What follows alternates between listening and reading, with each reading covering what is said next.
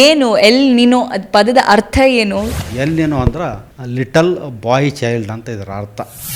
ಪ್ರತಿ 3 ರಿಂದ 7 ವರ್ಷಕ್ಕೊಮ್ಮೆ ಬರ್ತೈತಿ. ಅದು ನೀರಿನ ಉಷ್ಣಾಂಶ 0.5 ಡಿಗ್ರಿ ಸೆಂಟಿಗ್ರೇಡ್ಕಿಂತ ಸಾಮಾನ್ಯ ಉಷ್ಣಾಂಶಕ್ಕಿಂತ ಹೆಚ್ಚಿಗಿದ್ರೆ ಅದಕ್ಕೆ ಎಲ್ ನಿನೋ ಅಂತೇಳಿ ಕರೆದ್ರು. 0.5ಕಿಂತ ಕಡಿಮೆ ಉಷ್ಣಾಂಶ ಹೋತಂದ್ರೆ ಅದಕ್ಕೆ ಲ್ಯಾನಿನೋ ಅಂತೇಳಿ ಕರೆದ್ರು.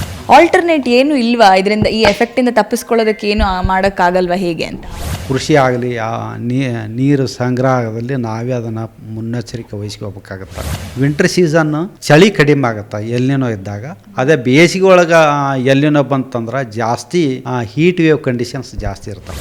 ಜೂನ್ ಜುಲೈ ತಿಂಗಳಲ್ಲಿ ಒಂದು ದೊಡ್ಡ ಮಟ್ಟಿನ ವರ್ಷಾಧಾರೆ ಪ್ರತಿ ವರ್ಷವೂ ಕೂಡ ಅದು ಇದ್ದಿದೆ. ಸೊ ವೆದರ್ ರಿಪೋರ್ಟ್ ಹೇಳುವಂತೆ ಇವತ್ತು ಮಳೆ ಕಮ್ಮಿ ಆಗಿದೆ, ಎಲ್ಲೂ ಕೂಡ ಮಳೆ ಆಗ್ತಾ ಇಲ್ಲ ಅನ್ನುವಂತಹ ಗೊಂದಲ, ಜೊತೆಗೆ ಎಲ್ ನಿನೋ ಎಫೆಕ್ಟ್ ಅಂತ ಕೂಡ ಹೇಳ್ತಾ ಇದ್ದಾರೆ. ಸೊ ಹಾಗಿದ್ರೆ ಏನು ಎಲ್ ನಿನೋ, ಯಾಕೆ ಈ ರೀತಿ ಈ ವರ್ಷ ಎಫೆಕ್ಟ್ ಆಗ್ತಾ ಇದೆ? ಸೊ ಹವಾಮಾನ ಬದಲಾವಣೆಗೆ ಕಾರಣಗಳು ಏನು? ಎಲ್ಲದರ ಬಗ್ಗೆ ಮಾತನಾಡೋದಕ್ಕೆ ನಮ್ಮ ಜೊತೆಗೆ ಇವತ್ತು CS ಪಾಟೀಲ್ ಸರ್ ಇದ್ದಾರೆ. ಬನ್ನಿ ಅವ್ರನ್ನ ಮಾತಾಡ್ಸೋಣ. ಹೆಲೋ ಸರ್, ಹೇಗಿದ್ದೀರಿ? Okay, thank you. Sir, first of all El Nino ಅಂಥೇಳಿ ಎಲ್ಲ ಕಡೆ ಈ ಹೆಸರು ಪ್ರಚಲಿತ ಆಗಿದೆ. ಏನು ಎಲ್ ನಿನೋ ಅದು ಪದದ ಅರ್ಥ ಏನು? ಯಾಕೆ ಈ ರೀತಿ ಈ ಎಫೆಕ್ಟ್ ಆಗ್ತಾ ಇದೆ ಅಂತ? ಸೌತ್ ಅಮೇರಿಕಾದಲ್ಲಿ ಮೀನುಗಾರರು ಪೆರು ಮತ್ತು ಈಕ್ವೆಡಾರ್ ಕರಾವಳಿಯಲ್ಲಿ ಅಲ್ಲಿ ಪೂರ್ವ ಪೆಸಿಫಿಕ್ ಮಹಾಸಾಗರದಲ್ಲಿ ಇದು ನೀರಿನ ಉಷ್ಣಾಂಶ ಪ್ರತಿ ಸಲ 3 ರಿಂದ 7 ವರ್ಷಕ್ಕೊಮ್ಮೆ ಅದು ಬಿಸಿ ಆಗ್ತಾ ಇತ್ತು. ಅದು ಕೆಲವೊಮ್ಮೆ ಕ್ರಿಸ್ಮಸ್ ವೇಳೆಯಲ್ಲಿ ಬರ್ತಿತ್ತು. ಹಿಂಗಾಗಿ ಅದಕ್ಕೆ ಎಲ್ ನಿನೋ ಅಂತೇಳಿ ಕರೆದ್ರು. ಎಲ್ ನಿನೋ ಅಂದ್ರೆ ಇದು ಲಿಟಲ್ ಬಾಯ್ ಚೈಲ್ಡ್ ಅಂತ ಇದರ ಅರ್ಥ. ಇದು ಒಂದು ಸ್ಪ್ಯಾನಿಷ್ ಶಬ್ದ. ಎಲ್ ನಿನೋ ಅಂತೇಳಿ ಕರೆದ್ರು. ಇದು ಪ್ರತಿ 3 ರಿಂದ 7 ವರ್ಷಕ್ಕೊಮ್ಮೆ ಬರ್ತೈತಿ. ಅದು ಎಲ್ ನಿನೋ ಅಂದ್ರೆ ಸರಾಸರಿಯಾಗಿ 4 ವರ್ಷಕ್ಕೊಮ್ಮೆ ಈ ಎಲ್ ನಿನೋ ಬರ್ತೈತಿ. ಎಲ್ ನಿನೋ ಅಂದ್ರೆ ಪೂರ್ವ ಪೆಸಿಫಿಕ್ ಮಹಾಸಾಗರದಲ್ಲಿ ನೀರಿನ ಉಷ್ಣಾಂಶ ಏರಿಕೆ ಆಗೋದಕ್ಕೆ ನಾವು ಎಲ್ ನಿನೋ ಅಂತ ಕರಿತೀವಿ ನಾವು.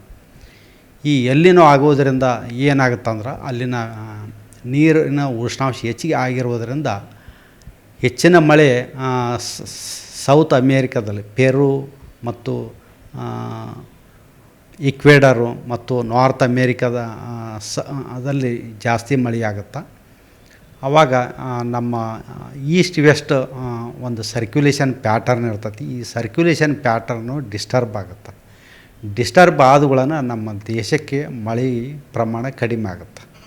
ಇದು ಎಲ್ ನಿನೋ ಅಂತ ಕರಿತೀವಿ ನಾವು.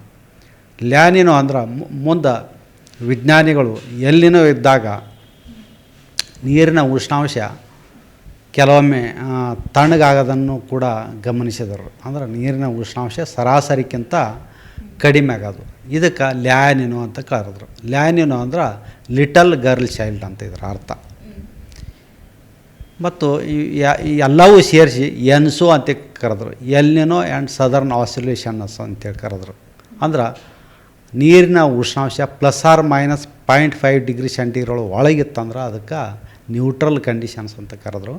0.5 ಡಿಗ್ರಿ ಸೆಂಟಿಗ್ರೇಡ್ಕಿಂತ ಸಾಮಾನ್ಯ ಉಷ್ಣಾಂಶಕ್ಕಿಂತ ಹೆಚ್ಚಿಗಿದ್ರೆ ಅದಕ್ಕೆ ಎಲ್ ನಿನೋ ಅಂತೇಳಿ ಕರೆದ್ರು. 0.5ಕಿಂತ ಕಡಿಮೆ ಉಷ್ಣಾಂಶ ಹೋತಂದ್ರೆ ಅದಕ್ಕೆ ಲ್ಯಾನಿನೋ ಅಂತೇಳಿ ಕರೆದ್ರು. ಯಾವ ವರ್ಷ 100ಕ್ಕೆ 50ರಷ್ಟು ವೇಳೆಯಲ್ಲಿ ಲ್ಯಾನಿನೋ ಕಂಡೀಷನ್ ಇರ್ತೈತಿ. ಆದರೆ ಹೆಚ್ಚು ಲ್ಯಾನಿನೋ ಇರ್ತೈತಿ, ಕೆಲವೊಮ್ಮೆ ಎಲ್ ನಿನೋ ಬರ್ತೈತಿ. ಎಲ್ ನಿನೋ ಬಂದಾಗ ನಮ್ಗೆ ಮಳೆ ಪ್ರಮಾಣ ಕಡಿಮೆ ಆಗುತ್ತೆ. ಈ ಎಲ್ ನಿನೋ ಬಂದಾಗ ಯಾಕೆ ಮಳೆ ಪ್ರಮಾಣ ಕಡಿಮೆ ಆಗುತ್ತೆ ಅಂದ್ರೆ ವೆಸ್ಟ್ ಪೆಸಿಫಿಕ್ ಓಷನ್ದಲ್ಲಿ ಅಂದ್ರೆ ಇಂಡೋನೇಷ್ಯಾ ಮತ್ತು ಆಸ್ಟ್ರೇಲಿಯಾದ ಹತ್ರ ಯಾವಾಗಲೂ ನೀರಿನ ಉಷ್ಣಾಂಶ ಏರಿಕೆ ಆಗಿರ್ತೈತಿ. ಇದು ಒಂದು ಅಸೆಂಡಿಂಗ್ ಬ್ರ್ಯಾಂಚ್. ಅಂದ್ರೆ ಇಲ್ಲಿ ಎಲ್ಲ ಲೋ ಪ್ರೆಷರ್ ಸಿಸ್ಟಮ್ಸು ಫಾರ್ಮ್ ಆಗ್ತಾವೆ. ಕೆಲವೊಮ್ಮೆ ಇದು ಉಷ್ಣಾಂಶ ಪೂರ್ವ ಪೆಸಿಫಿಕ್ ಮಹಾಸಾಗರ ಅಂದ್ರೆ ಪೆರು ರೀಜಿಯನ್ ಹತ್ರನ ಇದು ಹರಡಿಕೊಳ್ಳುತ್ತೆ. ಆವಾಗ ಇದು ಪ್ರೆಷರ್ ಗ್ರೇಡಿಯಂಟು ಕಡಿಮೆ ಆಗುತ್ತೆ. ಪ್ರೆಷರ್ ಗ್ರೇಡಿಯಂಟ್ ಕಡಿಮೆ ಆದಗಳನ್ನ ಟ್ರೇಡ್ ವಿಂಡ್ಸ್ ಸ್ಟ್ರೆಂಗ್ತ್ ಕಡಿಮೆ ಆಗುತ್ತೆ ನಮಗೆ. ಅಂದ್ರೆ ಮನ್ಸೂನ್ ಗಾಳಿಯ ವೇಗ ಕಡಿಮೆ ಆಗುತ್ತೆ. ಈಗ ನೀವು ನೋಡಿರ್ಬೋದು ಮನ್ಸೂನ್ ಗಾಳಿನೇ ಇಲ್ಲ. ಹೀಗಾಗಿ ಬೇಗ ಮನ್ಸೂನು ಕೂಡ ಅಡ್ವಾನ್ಸ್ ಆಗ್ತಾಯಿಲ್ಲ. ಮತ್ತು ಅದು ಅಲ್ಲದೆ ಬಂಗಾಳ ಉಪಸಾಗರದಾಗಲಿ ಮತ್ತು ಅರಬ್ಬಿ ಸಮುದ್ರದಲ್ಲಿ ಲೋ ಪ್ರೆಷರ್ ಸಿಸ್ಟಮ್ಸೂ ಕೂಡ ಆಗ್ತಾಯಿಲ್ಲ. ಅಂದ್ರೆ ವಾಯುಭಾರ ಕುಸಿತಗಳ ಸಂಖ್ಯೆನೂ ಕಡಿಮೆ ಆಗಿದೆ. ಇದರಿಂದ ನಮ್ಮ ಜೂನ್ ತಿಂಗಳಲ್ಲಿ ಇವತ್ತಿನ ತನಕೂ ಮಳೆಯ ಪ್ರಮಾಣ ದಿಢೀರನ ಕಡಿಮೆ ಆಗಿದೆ. ಕರಾವಳಿ ಜಿಲ್ಲೆಗಳಲ್ಲಿ ಸುಮಾರು 150ರಷ್ಟು ಮಳೆ ಪ್ರಮಾಣ ಕಡಿಮೆ ಆಗೈತಿ. ಉತ್ತರ ಒಳನಾಡು ಹಾಗೂ ದಕ್ಷಿಣ ಒಳನಾಡಿನ ಜಿಲ್ಲೆಗಳಲ್ಲಿ ಕೂಡ ಮಳೆ ಪ್ರಮಾಣ ಕೆಲವೊಂದು ಕಡೆ 40-50% ಮಳೆ ಪ್ರಮಾಣ ಕಡಿಮೆ ಆಗೈತಿ. ಸರಾಸರಿ ಕರ್ನಾಟಕ ರಾಜ್ಯಾದ್ಯಂತ ಇಲ್ಲಿಯವರೆಗೆ ಜೂನ್ 1ರಿಂದ ಜೂನ್ 25ರವರೆಗೆ 40% ಮಳೆ ಪ್ರಮಾಣ ಕಡಿಮೆ ಆಗೈತಿ. ಅದು ಮಲೆನಾಡಿನ ಜಿಲ್ಲೆಗಳಲ್ಲೆಲ್ಲ ದಿನ 10-20 ಸೆಂಟಿಮೀಟ್ರ್ ಮಳೆ ಆಗುವಂಥ ಅದು ಈಗೆಲ್ಲ ಲೈಟ್ ಮಾಡ್ರೇಟ್ ರೇನ್ಫಾಲ್ನಲ್ಲಿ ರೇಂಜಿನಲ್ಲಿ ಐತಿ. ಮಳೆ ಭಾಳ ಕಡಿಮೆ ಆಗಿದೆ. ಆದರೆ ಜೂನ್ ಈ 29ರಿಂದ ಸ್ವಲ್ಪ ಮಳೆ ಪ್ರಮಾಣ ಏರಿಕೆ ಆಗುವ ಸಾಧ್ಯತೆಗಳದಾವೆ. ಸರ್, ಈಗ ಈ ಎಲ್ ನಿನೋ ಎಫೆಕ್ಟ್ ಯಾವ ಕಾರಣಕ್ಕೆ ಆಗ್ತಾ ಇದೆ ಅಂತ ಈಗ ಸುಮಾರು ಒಂದು 4 ವರ್ಷಕ್ಕೊಮ್ಮೆ ಈ ರೀತಿ ಬರಗಾಲ ಬರುತ್ತೆ ಅಂತ ಜನರಲ್ ಆಗಿ ಹೇಳ್ತಾರೆ. ಸೊ ಇದು ನಿಜನಾ ಏನು ಅಂತ? ಇದು ನಿಜಾನ, ಇದು ಸೈಂಟಿಫಿಕಲಿ ಇಟ್ ಈಸ್ ಪ್ರೂವ್ಡ್. ಇದು ಏನು ಮೊದಲಿಂದನೂ ಬರ್ತಿತ್ತು, ಇದು ಯಾಕೆ ಬರ್ತಿತ್ತು ಅನ್ನೋದು ಗೊತ್ತಿರಲಿಲ್ಲ. ಈಗೆಲ್ಲ ಸ್ಯಾಟಲೈಟ್ ಮೂಲಕ ನಾವು ಸಮುದ್ರದ ನೀರಿನ ಉಷ್ಣಾಂಶವನ್ನು ನಾವು ಪತ್ತೆ ಹಚ್ಬೋದು.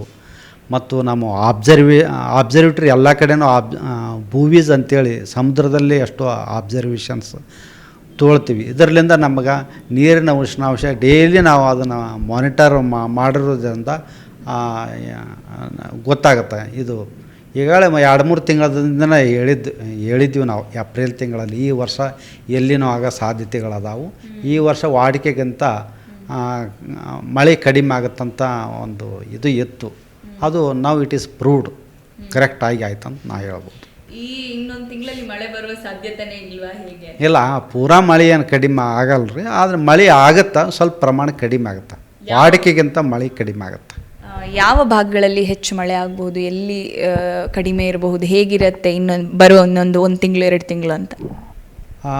ಕರಾವಳಿ ಮತ್ತು ಮಲೆನಾಡಿನ ಜಿಲ್ಲೆಗಳಲ್ಲಿ ಮಳೆ ಆಗ್ತೈತಿ. ಆದ್ರೆ ಇವು ಕರ್ನಾಟಕದ ಉತ್ತರ ಒಳನಾಡು ದಕ್ಷಿಣ ಒಳನಾಡಿನ ಜಿಲ್ಲೆಗಳಂದ್ರೆ ಕರ್ನಾಟಕದ ಪೂರ್ವ ಜಿಲ್ಲೆಗಳಲ್ಲಿ ಮಳೆ ಪ್ರಮಾಣ ಭಾಳ ಕಡಿಮೆ ಆಗ್ಬೋದು. ಅಂದರೆ ಸರ್, ಈ ರೀತಿ ಎಲ್ಲಿನೋ ಎಫೆಕ್ಟ್ ಆಗಿರುವಂಥ ನೆಕ್ಸ್ಟ್ ಇಯರು ಅದು ರಿಕವರ್ ಆಗುತ್ತಾ ಅಥವಾ ಹೇಗೆ ಅಂತ? ರಿಕವರಿ ಆಗುತ್ತೆ. ಇದು ಒಂದು ಲೈಫ್ ಟೈಮ್ 6 to 1 year ಹಿಂಗೆಲ್ಲ ಇರ್ತೈತಿ. ಎಲ್ಲಿನೋ ಬಂತಂದ್ರೆ ಈಗ ಬೇಗ ಹೋಗಲ್ಲ ಇದು. ಎಲ್ಲಿನೋ ಬಂದ್ಗಳನ್ನ ಮತ್ತು ರಿಕವರಿ ಆಗ್ಬೋದು. ಈ ಎಲ್ನಿನೋ ಎಫೆಕ್ಟ್ ಬಗ್ಗೆ ಸರ್ ತಜ್ಞರು ಒಂದಷ್ಟು ಅಭಿಪ್ರಾಯವನ್ನು ಕೊಡ್ತಾರೆ. ಇದು ಬಂದರೆ ಬರಗಾಲ ಅಂತಲೇ ಕನ್ಸಿಡರ್ ಮಾಡಬೇಕು ಹಾಗೆ ಹೀಗೆ ಅಂತ. ಆಲ್ಟರ್ನೇಟ್ ಏನು ಇಲ್ವಾ ಇದರಿಂದ, ಈ ಎಫೆಕ್ಟಿಂದ ತಪ್ಪಿಸ್ಕೊಳ್ಳೋದಕ್ಕೆ ಏನು ಮಾಡೋಕ್ಕಾಗಲ್ವಾ ಹೇಗೆ ಅಂತ? ಅಂದ್ರೆ ಇವು ನ್ಯಾಚುರಲ್ ಪ್ರೊಸೆಸ್ಸು ಅಲ್ಲಿಂದ ನಾವು ಪಾರಾಗೋಕ್ಕಾಗಲ್ಲ.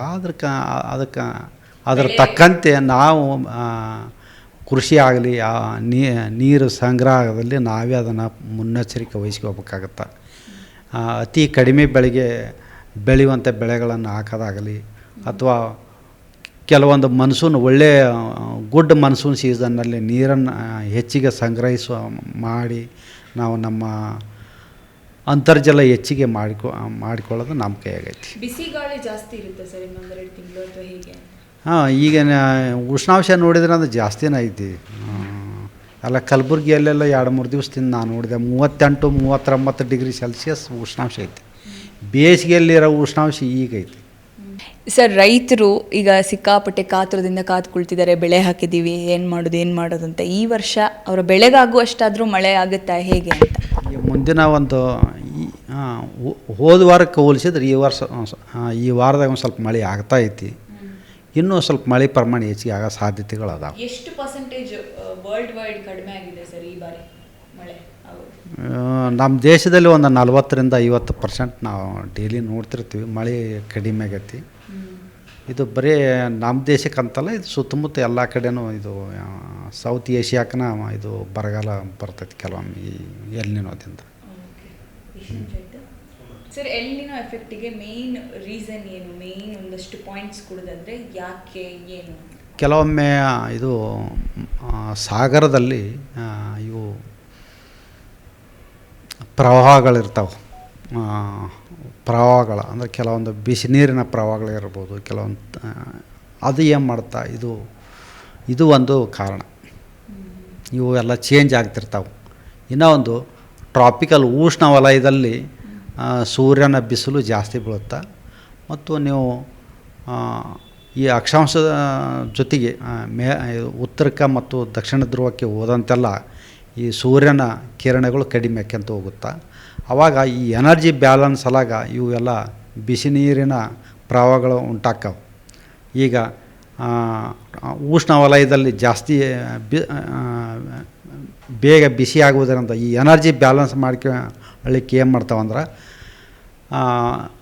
ವಾತಾವರಣದಲ್ಲಿ ಕೂಡ ಕೆಲವೊಂದು ಸೆಲ್ಸ್ ಅದಾವೆ.